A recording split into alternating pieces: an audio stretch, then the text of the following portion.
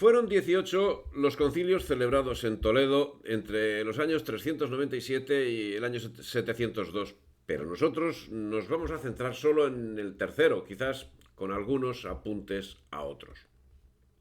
La práctica totalidad de ellos se celebró bajo el poder de los visigodos. Y para ponernos en situación, daremos un rápido repaso a los principales acontecimientos previos, dando una vista rápida de la historia de los visigodos hasta la celebración del Tercer Concilio de Toledo, en la que es de destacar la paulatina romanización. El pueblo godo tiene su origen histórico en las tierras del sur de lo que hoy es Suecia, posiblemente en Götaland, aunque historiadores del siglo XXI afirman que no eran una raza nórdica, sino un conglomerado de razas que se llevó a efecto en los Balcanes. Su lengua, hasta donde se sabe de ella, entronca con el germano antiguo y posiblemente tuviera la misma raíz. No se sabe con certeza en qué época los godos se diferenciaron de otros pueblos nórdicos vecinos, tales como los gépidos, jutos, etc. Por ello, no es posible trazar con total exactitud las raíces de los godos hasta su primer origen. Buscando territorio donde asentarse, encontraron la oportunidad del año 271 durante el mandato del emperador Aureliano, que se retiró al otro lado del Danubio, dejando Dacia a los godos como un pueblo amigo y aliado. En ese tiempo habían pasado de ser meros guerreros a cultivar la tierra, a explotar la minería y a comerciar con el imperio. Esa actividad les llevaría a la búsqueda del territorio donde asentarse, condición que verían mejorada el año 332 con el emperador Constantino, que los convirtió en federados. Estas eran concesiones que Roma hacía por falta de capacidad para controlar la frontera, y ese extremo no pasaba desapercibido a quienes al final acabarían invadiendo el imperio. En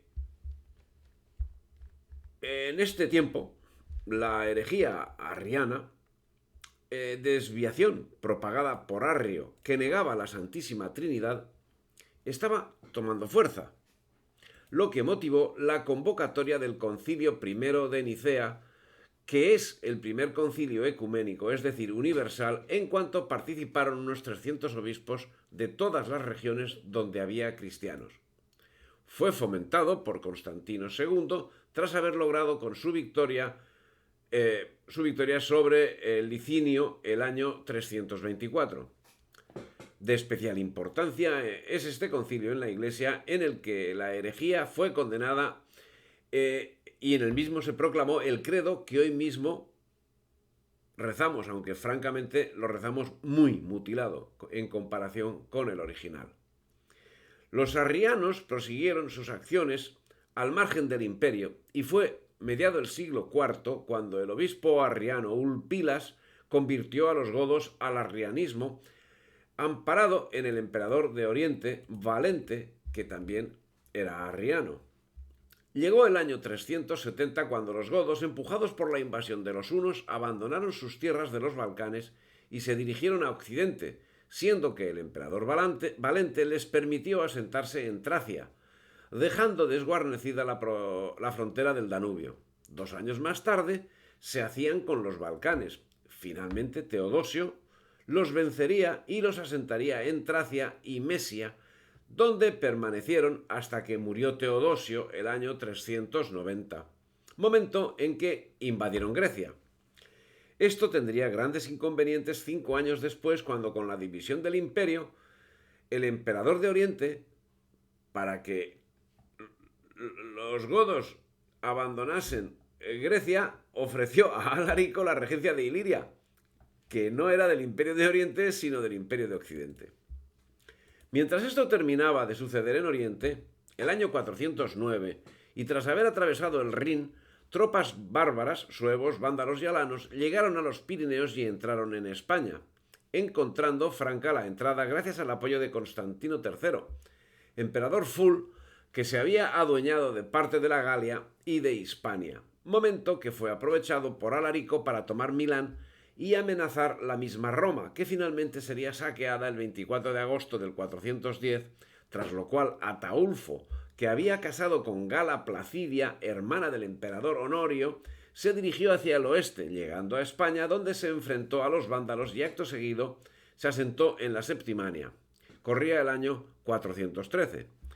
Desde ahí llevaron a cabo una actividad jurídica que hace de los visigodos seguidores directos de la civilización romana.